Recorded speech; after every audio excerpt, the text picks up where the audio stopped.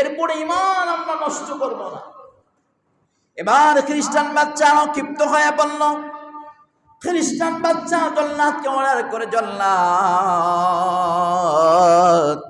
তাড়াতাড়ি করে পিলারের সঙ্গে তাদের হাত পা গুলো টান টান করে বেঁধে দেওয়া হয়। বেঁধে দেওয়া হলো।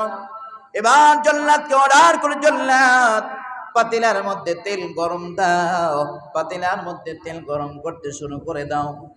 মুসলমান ইমানদার, ইমানকে উজ্জীবিত করার জন্য এই ঘটনা তোমাদের সামনে নিয়ে আসলাম।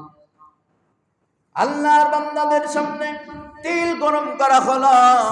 এবার বাচ্চা তাদেরকে ইঙ্গিত করে জানায় দেয়, এই বনদেশী যুবক, এখনো সময় আছে, ঈমান ছেড়ে দাও, না এলে কিন্তু তেলের মধ্যে তোমাদেরকে ছেড়ে হত্যা করে ফেলবো।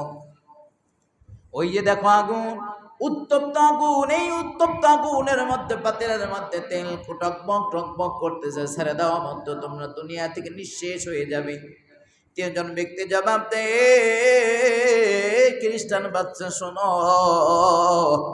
তুমি আমাদেরকে বলতেছো ওইখানে তেল গরম করা হয়, আগুন দেখা যায়, আমাদের চর্মচক্ষু দ্বারা আগুন দেখি না, ওইখানে দেখা যায় যাওয়া মাত্র আল্লাহর জান্নাত। একবার জোরে বলা যাবে কি সুবহানাল্লাহ।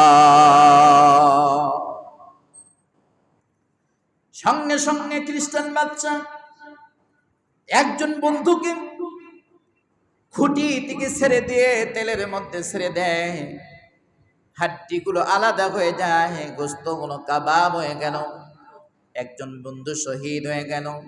এরপরে বলে, ঈমান ছেড়ে দাও, নাইলে তোমাদের কথার মতো করে ছেড়ে দেবো। বলে, না না, ঈমান ছাড়বো না।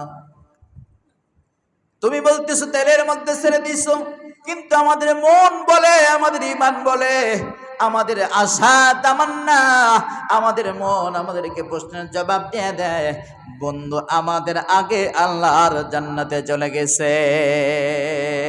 আর জোরে বলা যাবে কি সুবহানাল্লাহ, আরো জোরে বলেন আল্লাহু আকবার। আমাদের মন বলে, আমরা কেন দেরি করলাম, আমাদের পূর্বে, আমাদের আগে আমাদের বন্ধু আল্লাহর জান্নাতে পদার্পণ করেছে। বলা মাত্র আরেকজন বন্ধুকে তেলের মধ্যে ছেড়ে দেওয়া হলো, সঙ্গে সঙ্গে হাড্ডিগুলো আলাদা, গোশতগুলো কাবাব হয়ে গেছে। এরপর মুসলমান যুবক তিনজন ব্যক্তি ঈমানের পথ থেকে সরে দাঁড়ায় নাই। ঈমানের পথে অবিচল থেকে আমার মরণ যেন হয়। জোরে বলে আল্লাহুম্মা আমিন।